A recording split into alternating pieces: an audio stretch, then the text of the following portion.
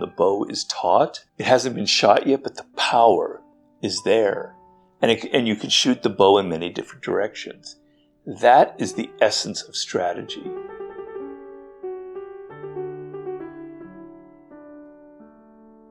So another person who had a very big effect on me is the great ancient Chinese strategist Sun Tzu. I did the 33 Strategies of War. I don't obviously know Chinese at all, and I never pretend to. It would be one of the great achievements of my life if I could.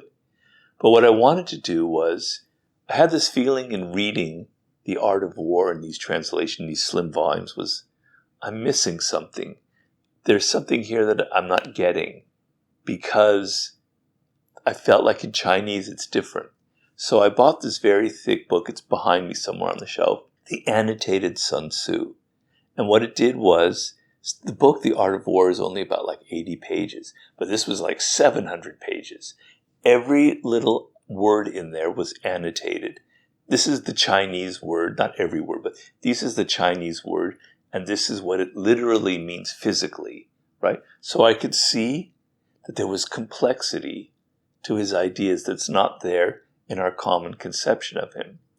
And so he opened up this idea to me as I was reading this book, that strategy, there are levels of strategy, right?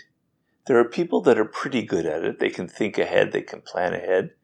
Not bad.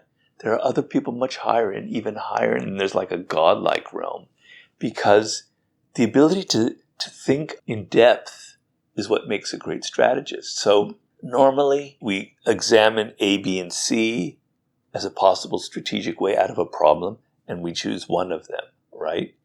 But we don't go into great depth. We don't think, oh, if I choose B, then X will happen, and X will lead to Y, and Y will lead to Z.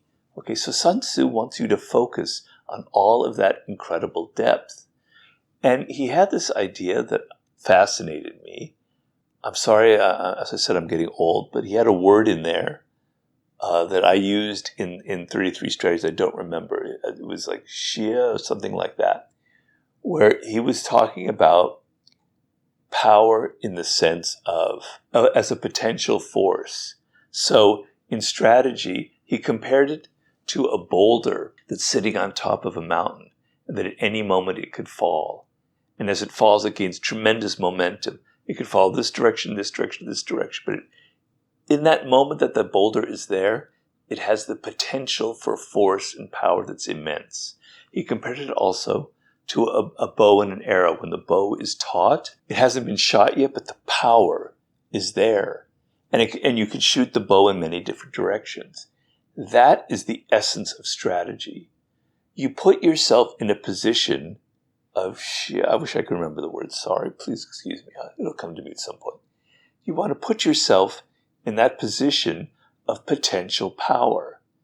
It doesn't mean that you do this. It means you can choose anything, but you're in a place where you have options, and there's immense force behind it if that boulder does fall, if you do shoot that arrow.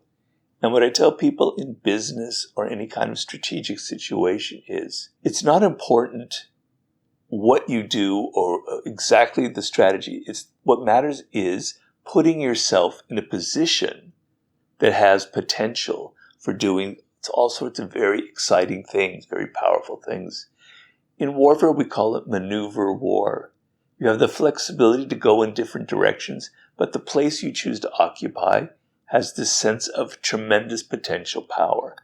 Napoleon, who we don't know for sure, but probably was one of the first Western strategists to have read Sun Tzu, understood that was the essence of Napoleonic warfare.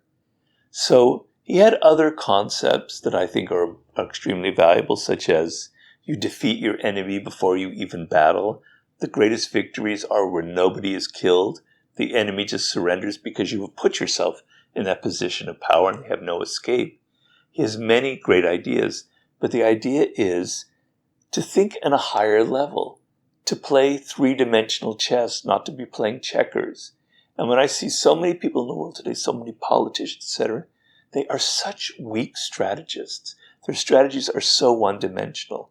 If they read Sun Tzu in depth, they would understand that strategy is this expansive realm that requires a great deal of creativity and a great deal of deep thinking.